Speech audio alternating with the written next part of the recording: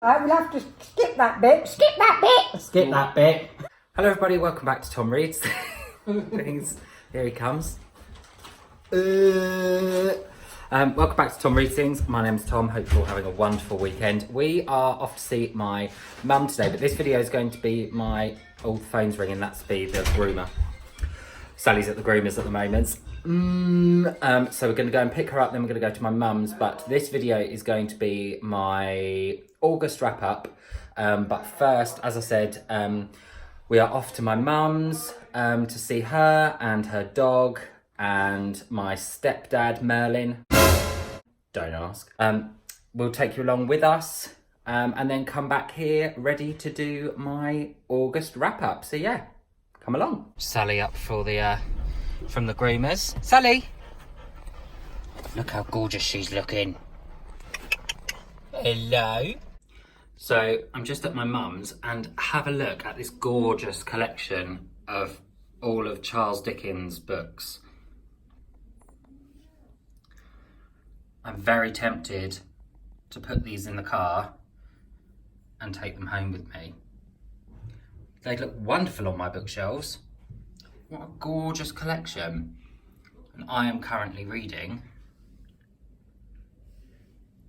Dombey and Son. Good afternoon. Good afternoon. Simon does videos with his mum and she always says really intelligent things, so you better say something intelligent, otherwise I'm going to put myself up for adoption. Okay, you better start putting yourself up for adoption. This is my sort of book.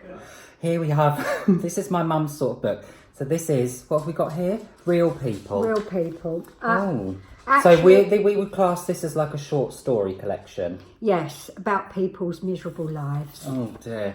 So what have we got here? Scum on the Run. Yes. Oh, that's lovely. Yes, I'd probably read that next because I like that one. My mum's recently retired, so she now has to, by law, read all of these awful magazines. Pick Me Up. That's another real good one. Lovely. One I do like, I haven't got here, which is called Chat. Right, this is Take a Break. This is another one. Very nice. Jesus. And it's always very good to read other people's misery because it makes your own life feel wonderful. Yes. This one is Love It. Oh, lovely. Yes. This looks lovely. Yeah, These are what I would like to call the sort of bastion of British journalism, I think, isn't it? But what have you have actually given us some real books. Yes, I haven't have. you? I found this one. We have a little place where we can swap books. We've got a spaniel on the table. My sister. This is my sister's dog, Juno, and she's at my mum's at the moment. Look how gorgeous she is. So we've got a spaniel on the table. Carry on. So this one I thought would suit Tom. I don't know what it's about, but I like the cover, so I thought Tom could read that one. So this is Tracy Chevalier, The Last Runaway.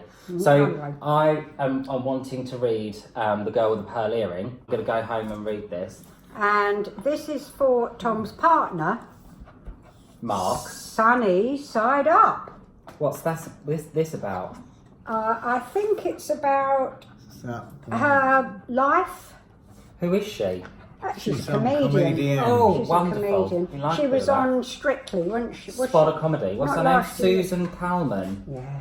What about this one? Killed with a pestle and mortar after spicy sex. Oh, See, God. told you it was good. Right, Oh, anyway, bless we're going to have to go because I've got my August wrap up to do when I get back. All so right, okay. thanks for the books, Mother. Bye. all Right, so I am back from the Mothers now, and it is finally time to crack on with my August wrap up. However, before I do that, I realised that when I did my August book haul, I forgot a book. I forgot to add a book to it, which is this very important one, Dr. Thorne by Anthony Trollope. Now, I love Anthony Trollope. Love Anthony Trollope. Granted, I have only read 2 of his books, but they were 2 of the most enjoyable Victorian novels that I have read. So I have read The Warden and Barchester Towers, which are the first and second instalments in the Barchester series. And this, Dr. Thorne, is the 3rd instalment in the Barchester series. Now, if you are just starting out with Victorian literature, then I think Anthony Trollope is a great place to start, and especially the Barchester series, because it follows the same sorts of characters throughout the series. I believe there's 6 books in total. And his writing is a bit less intricate than somebody like, than say Charles Dickens, for example, and a bit more, I wouldn't say simplistic, but he's a lot easier to follow. So I don't know anything about this book, so I'm going to go into it completely blind, but I am very excited to get to it. This, as I said, will be my 3rd Anthony Trollope book, and once I've read a couple more Anthony Trollope books, I am thinking he will possibly be the first author that I discuss in the My Relationship With series, which I am going to be doing on this channel, where I talk about my relationship with different authors. So yeah, I really love Anthony Trollope. I first heard about him from over Katie's channel at Books and Things, and yeah, really enjoy his writing. So yes, I also bought this in August. So I've had a smashing reading month in August, and one of the first books that I read was a book that I discovered from Simon's channel at Savage Reads, and that is The Mating Habits of Stags by Ray Robinson. So I didn't know anything about this book. I just heard what Simon had to say about it and thought, that sounds really interesting. I also really liked the cover. As we all know, I'm a complete cover tart, and just love to buy books based on their cover, really. So this follows the story of an elderly gentleman who lives in the north of England in the countryside, and he's very familiar with the countryside, and he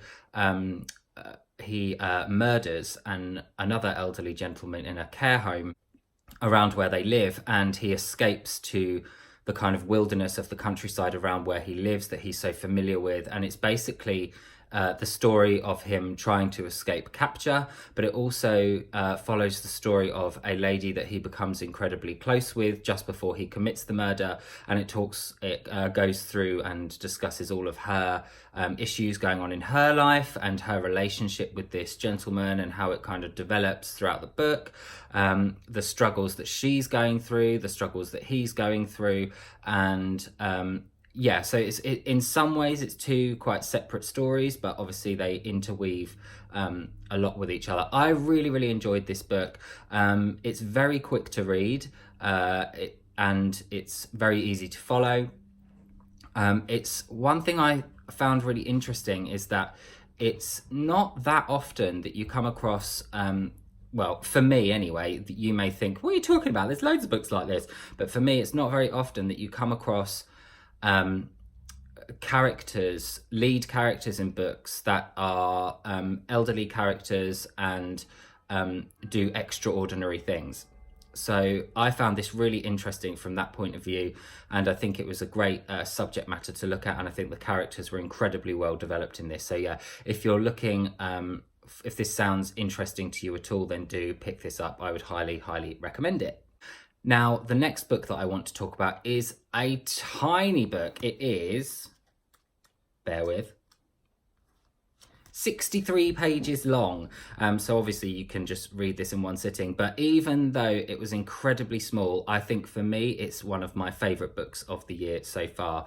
And that is Greta Thunberg's No One Is Too Small to Make a Difference. Unless you've been living under a rock for the last couple of months, you'll know who Greta is. She is a very young climate change activist from Sweden. And this is a collection of all of her speeches that she has done throughout the sort of last 18 months, I think.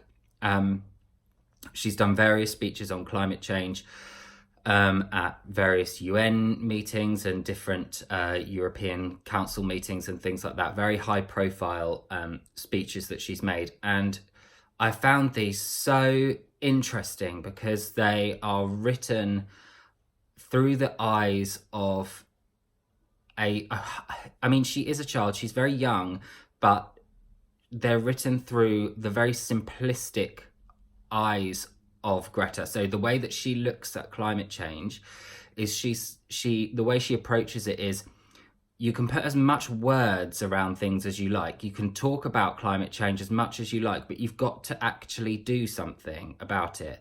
And you can say that, oh yes, we aim to reduce our emissions by this much, by this time, blah, blah, blah. But often what I love about her speeches is that she's calling out these incredibly highly powered world figures on their complete inaction and incompetence, and their inability to affect change in this area, real change in this area. And I think she doesn't put any airs or graces on it, but she speaks incredibly eloquently and incredibly accurately about climate change. And I think she is one of the leading figures to come out of this climate change movement in the last God knows how long. So yeah, if this interests you at all, do pick this up. Again, as I said, it's only very small. There she is. Look at her, she's wonderful.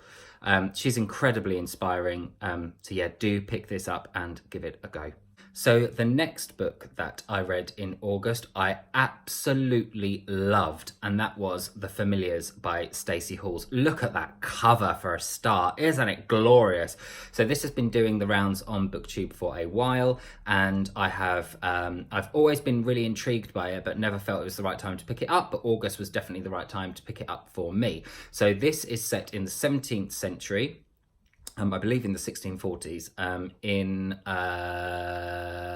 England, and it follows the story of an aristocratic couple living in the north of England, and their dealings and interweaving stories with local people who are accused of witchcraft.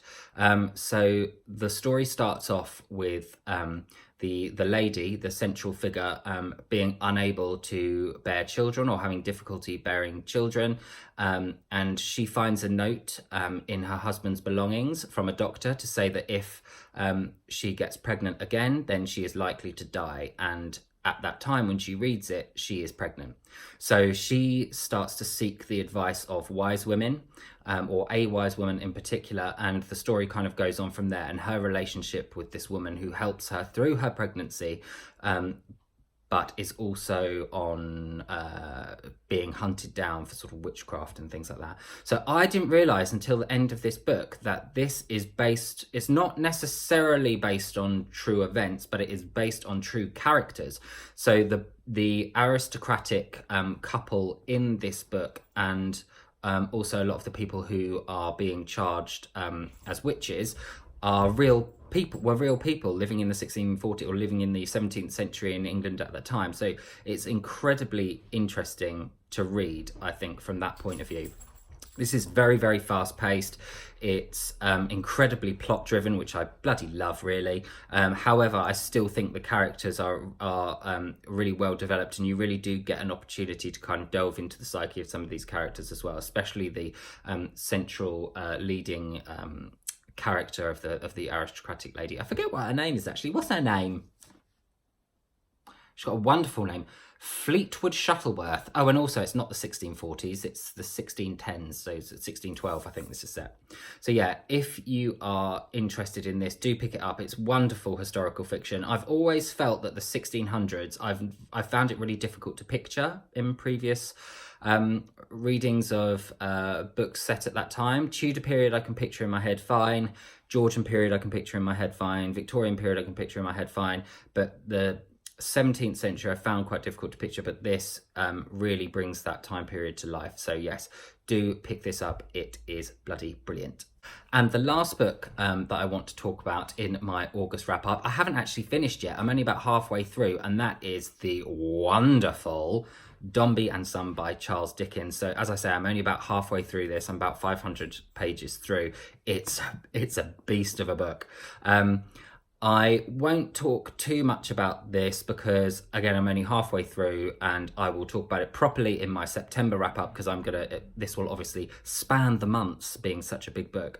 So I'm hoping to get this finished in time for the Bellman Black read along that Katie is hosting.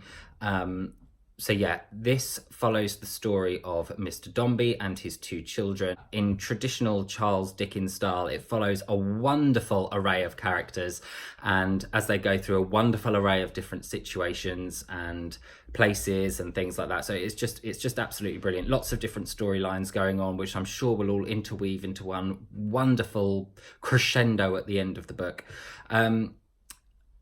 This is some of Charles Dickens' best writing, I think, for me. There's certain parts where his writing is larger than life, and I absolutely love that. But there's all about Charles Dickens' writing, but there's also parts which are just incredibly moving, and you think, and it's the same when you read Shakespeare, really. You think, my God, how did you think of those words? How did you think of those words to describe that situation or that set of feelings? And for me, this book really encapsulates that, and especially at the end of the first chapter, which I'll read a bit to you in a second. This is no spoilers because it happens at the very end of the very first chapter. But Mr. Dombey's wife dies shortly after childbirth, and his daughter, Florence, is by her mother's bedside as she is passing away. And I just want to read a bit to you now, which kind of encapsulates the depth of emotion in Charles Dickens' writing that he can get to in these sorts of situations. So I'll just read that bit to you now. "Mamma," cried the child, sobbing aloud. "Oh dear mamma, oh dear mamma." The doctor gently brushed the scattered ringlets of the child aside from the face and mouth of the mother. Alas, how calm they lay there, how little breath there was to stir them. Thus, clinging fast to that slight spar within her arms, the mother drifted out upon the dark and unknown sea that rolls round all the world. The dark and unknown sea that rolls round all the world. Drifted out upon the dark and unknown sea that rolls round all the world. It's just like, I just bloody love Charles Dickens, really. So yeah, I'll talk about this a lot more in my September wrap up. So those are the books that I read in August. Do let me know if you've read any of those and what you thought of them. I will be back later on in the week with my September TBR. So I shall see you then. Thanks, bye.